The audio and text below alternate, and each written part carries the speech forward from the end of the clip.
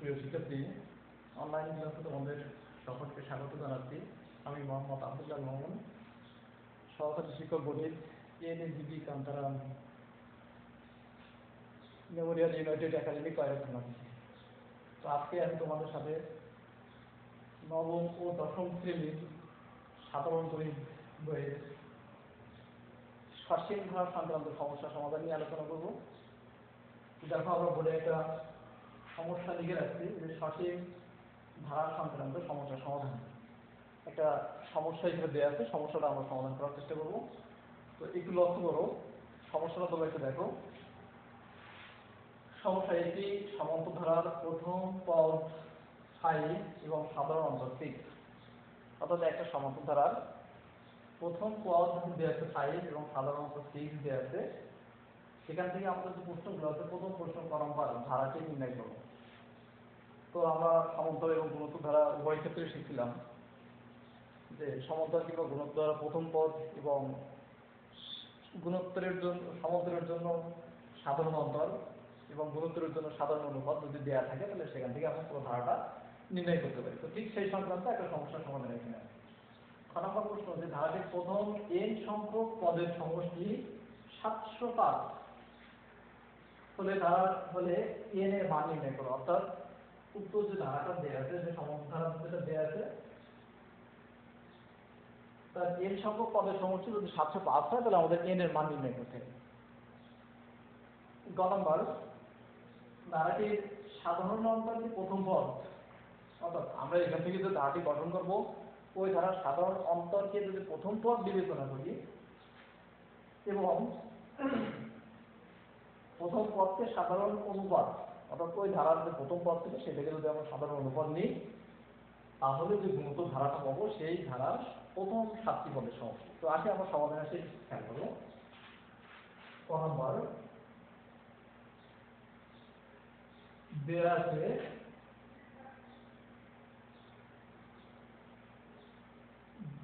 আছে সমান্তরাল ধারাটি প্রথম পদ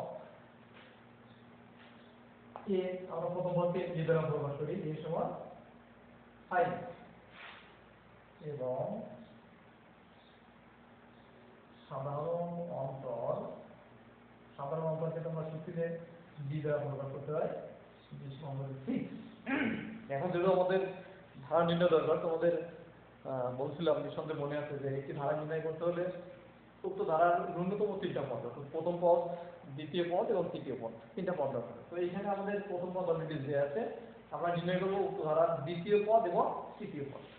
তো আমরা জানি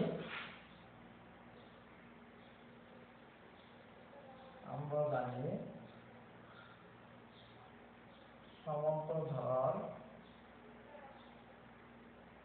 n-তম পদ, সূত্র নিঃসন্দেহে মনে আছে তোমাদের, n-তম পদ a plus n minus 1 into d। তাহলে আমরা বলছিলাম যে আমরা ধারা নির্ণয়ের জন্য প্রথম পদ, দ্বিতীয় পদ এবং তৃতীয় পদ, 3টা পদ দরকার। এখানে প্রথম পদ অলরেডি আমাদের দেওয়া আছে, আমাদের এখন দ্বিতীয় পদ দরকার। তাহলে সমান্তরাল ধারার দ্বিতীয় পদ a plus 2 minus 1 into d। এখন আমরা এখানে এর মান বসাই দিই, এর মান ছিল 5 প্লাস 2 থেকে 1 দিলে 1 ইন্টু d এর মান 6, 5 প্লাস 6 তখন 11। অর্থাৎ আমাদের যে ধারাটি সমান্তরাল নির্ণয় করতে হবে সেই ধারাটি দ্বিতীয় পদ 11। এখন তৃতীয় পদ, আমাদের সমান্তরাল ধারাটি তৃতীয় পদ সমান a প্লাস 3 মাইনাস 1 ইন্টু করে দেখি, এখান থেকে a এর মান 5 প্লাস 3 থেকে 1 দিলে 2 থাকে ইন্টু d এর মান 6, 5 প্লাস 6 12, 12 বা 57। একটু লক্ষ্য করো যে আমরা প্রথম পদ দেওয়া ছিল 5, দ্বিতীয় পদ নির্ণয় করছি 11, তৃতীয় পদ 17। অতএব নির্ণয় ধারাটি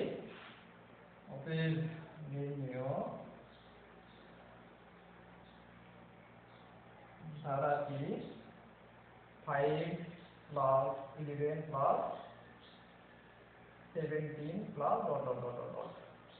তো নিঃসন্দেহে বুঝতে তোমাদের সমস্যা নেই, আমরা ক নম্বর যে সমস্যাটা ছিল আমরা সমাধান করে দিচ্ছি যে ধারাটি নির্ণয় করো। এবং খ নম্বর প্রশ্নতে ধারাটির n সংখ্যক পদের সমষ্টি 705 হলে এর মান নির্ণয় করো। তো দেখো আমরা ক নম্বরটি লিখে দিই।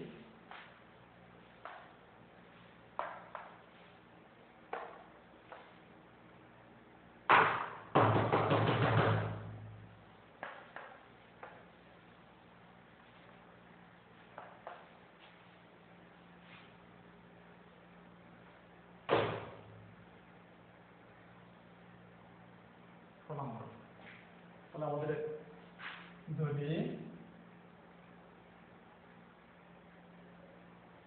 ধারাটির প্রথম পদ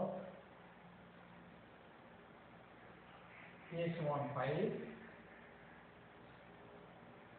সাধারণ অন্তর b সমান 6, n সংখ্যক পদের সমষ্টি। তাহলে আমরা সূত্র জানি, যে আমরা জানি সমান্তর ধারার n সংখ্যক পদের সমষ্টি n সমান n/2 into 2a plus n minus 1 into b। তোমাদের সূত্রটা নিঃসন্দেহে মনে আছে। n সংখ্যক পদের সমষ্টি s এর সমান n/2 into 2a plus n minus 1 into b। এখান থেকে আমাদের n/2 into 2a, 2 into a মান 5 plus n minus 1 into b মান 6, b মান 6, তারপরে n/2 into 5 10 plus 6n minus 6 n/2 into 10 থেকে যদি 6 চলে যায় 4 থাকে, 4 plus 6n, একটা 2 যদি আমরা কমন নিই, n/2 into 2 কমন নিলে 2 plus 3n, 2 কাটাকাটি হয়ে যায়, আমরা গুণ করে দিলে 2n plus 3n স্কয়ার। তাহলে এখান থেকে আমরা ধারাটির n সংখ্যক পদের সমষ্টি পেয়েছি 2n plus 3n স্কয়ার। যা আমরা একটা লাইন বেশি লিখতে পারি 3n স্কয়ার plus 2n। একটু লক্ষ্য করো যে আমাদের প্রশ্নে দেওয়া ছিল যে ধারাটির n সংখ্যক পদের সমষ্টি 705। তাহলে আমরা শর্ত মতে লিখতে পারি, এখান থেকে লিখে আমরা যে শর্ত মতে 3n স্কয়ার plus 2n সমান 705 বা 3n square plus 2n minus 705 সমান 0। অর্থাৎ এখন আমাদের কি বিডির টার্ম করতে হবে। 705 কে ভাঙায় 2 তৈরি করতে হবে। তো দেখো আমরা 705 কে যদি একটু ভাঙাই, এখান থেকে 705 3 দিয়ে ভাগ করা যায়, 3 গুণ 6 1 0, 3 3 9, 3 কথা 15, 235। এটাকে 5 দিয়ে ভাগ করা যায়, 4 কথা 20 থাকে 3, 35 5 7 35।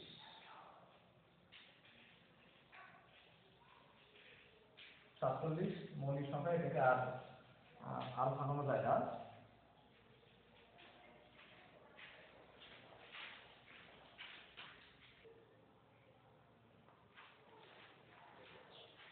তাহলে আমাদের মিডিল সংখ্যা খেয়াল করো, এখান থেকে দুটো হবে 3n square plus 2n minus 705।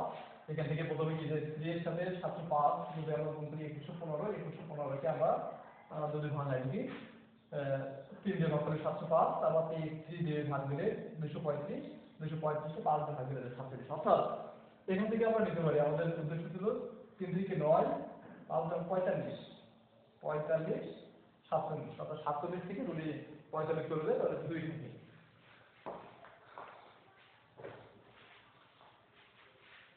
আমাদের মিডিল টার্ম 47 45 বা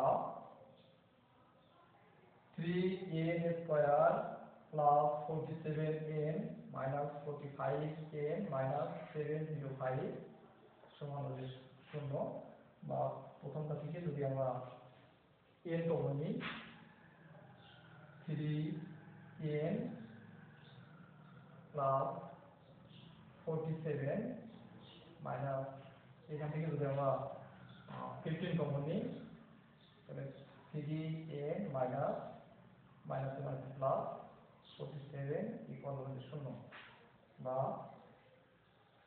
3n plus 47 into n minus 15 equal হচ্ছে 0, অতএব 3n প্লাস 47 ইকুয়াল 0, বা 3n সমান মাইনাস 47, অতএব n সমান মাইনাস 47 ভাগ হচ্ছে 3, এটা গ্রহণযোগ্য নয়। গ্রহণযোগ্য নয়, কেন গ্রহণযোগ্য নয় এটা নিঃসন্দেহে তোমরা জানো, যেহেতু এখানে আমাদের নির্ণয় করতে ছিল একটা নির্দিষ্ট পদ, একটা ধারাত্মক পদ ঋণাত্মক হতে পারে না, এসব মাত্রার গ্রহণযোগ্য নয়। অথবা n মাইনাস 15 ইকুয়াল হচ্ছে 0, অতএব n সমান 15, n এর মান, আমাদের উদ্দেশ্য ছিল যে n এর মান নির্ণয়, অতএব নির্ণয় n সমান 15, এটা হলো আমাদের অ্যান্সার। তো খ নাম্বার নিঃসন্দেহে বুঝতে পারছো তোমরা, এখন আমরা গ নাম্বারে চলে যাবো, বুঝতে দিতে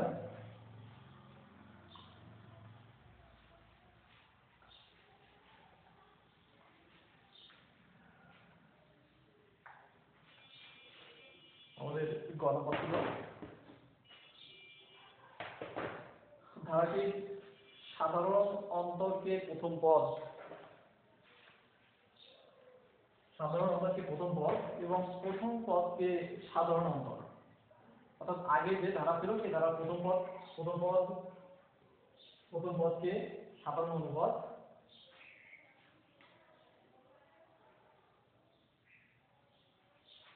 সাধারণ অন্তরকে প্রথম পদ।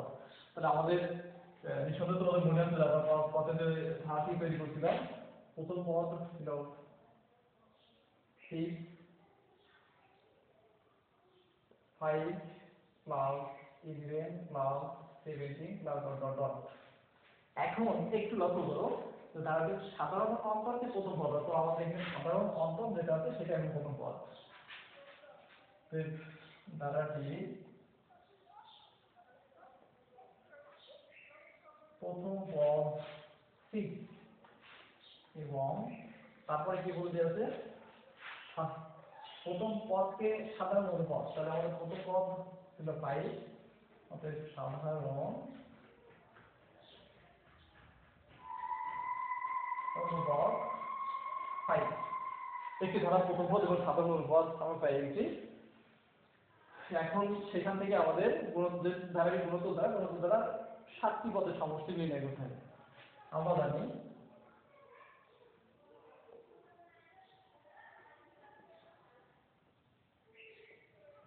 গুণোত্তর ধারার n সংখ্যক পদের সমষ্টি n সমান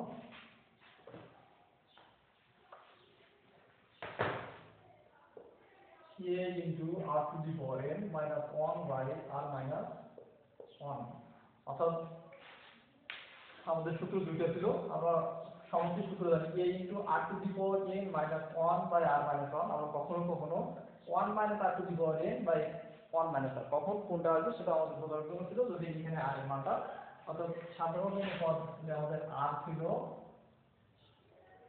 r এর মানটা যদি 1 এর থেকে বড় হয় তাহলে আমরা যে সূত্রটা দিচ্ছি এটাই প্রযোজ্য, আর r এর মানটা যদি 1 এর থেকে ছোট হয় সেক্ষেত্রে উল্টা 1 minus r to the power n by 1 minus r।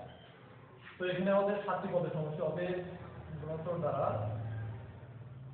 প্রথম 7টি পদের সমষ্টি S7 সমান a into r to the power 7 minus 1 by r minus 1, এখান থেকে মানগুলো বসাই দিতে পারি আমরা।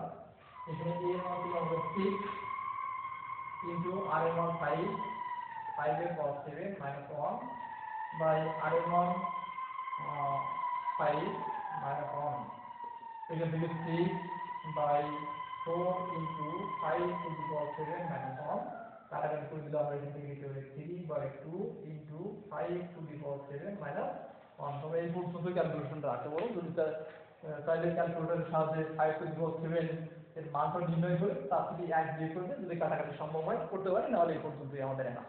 তাহলে নিঃসন্দেহে তোমাদের বুঝতে সমস্যা নেই।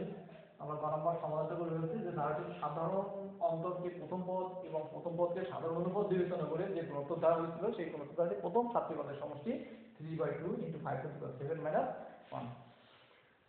তো ঠিক আছে, আজকে এই পর্যন্তই। তোমরা যথাযথ স্বাস্থ্যবিধি মেনে চলবে এবং বাসায় থেকে নিজেদের কাজ যথাযথ করবে। ধন্যবাদ সবাই।